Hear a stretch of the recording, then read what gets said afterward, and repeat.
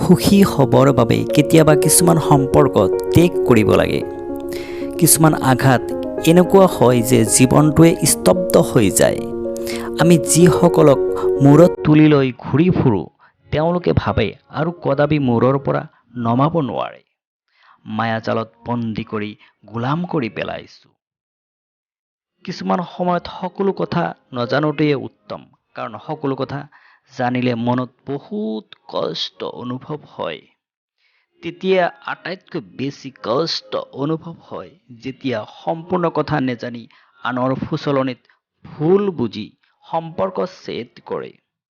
যিসকলে সম্পৰ্কৰ মৰ্যাদা দিব নেজানে তেওঁলোকৰ খোজৰ লগত খোজ মিলোৱাতকৈ ৰাস্তা সলনি কৰাই উত্তম। এয়া অভিমান নহয়, সময়ৰ আহ্বান আৰু স্বাভিমান। স্বাৰ্থ সিদ্ধিৰ বাবে সম্পৰ্ক আৰু সম্পৰ্ক হোৱাৰ পিছত স্বাৰ্থ সিদ্ধিৰ বাহনা ৰখাসকলৰ মুখা খোল খাই লাহে লাহে। সেয়ে নিজৰ সপোন প্ৰাপ্তিৰ বাবে এনেদৰে নিজকে সজোৱা যাতে আনে তোমাক লগ পোৱাৰ আশাত সপোন দেখে। পৃথিৱীৰ সকলোৱে খেল খেলে, কিন্তু আটাইতকৈ ভয়ানক খেল হ'ল আনৰ আৱেগক লৈ খেলা কৰা।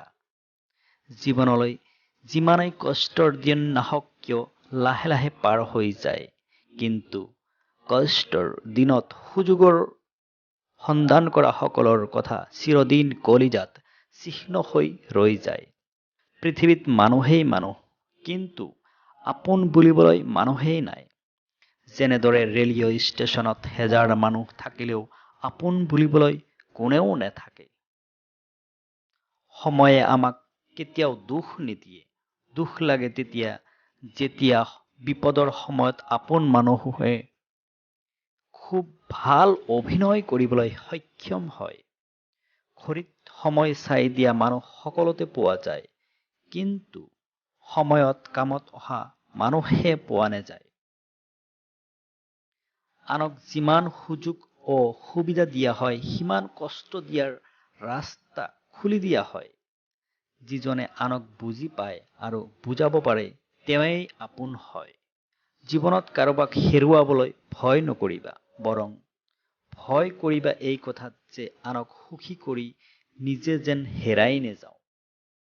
চিৰসত্য কথা, শত্ৰুৱে যিমান ক্ষতি কৰিব পাৰে তাতকৈ বেছি ক্ষতি কৰিব পাৰে আপোন মানুহে। টকা উপাৰ্জন কৰিবলৈ ইমান সময় খৰচ নকৰিবা যে এদিন টকা খৰচ কৰিবলৈ সময়ৰ নাটনি হয়। আৰামী চকীত বহি